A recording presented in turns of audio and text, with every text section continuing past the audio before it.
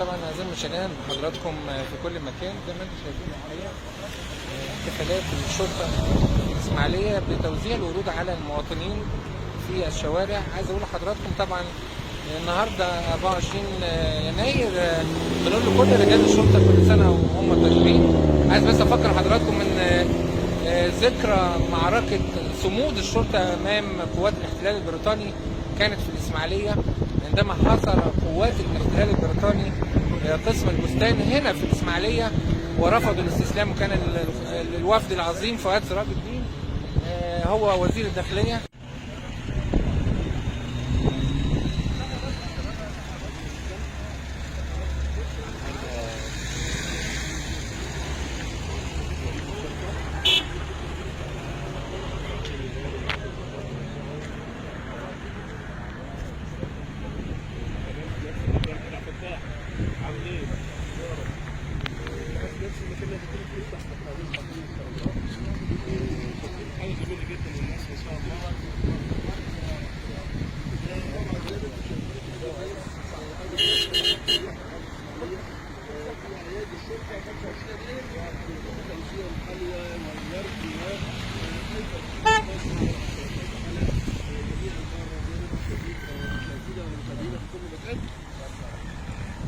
من خلال هذا المشهد يمكن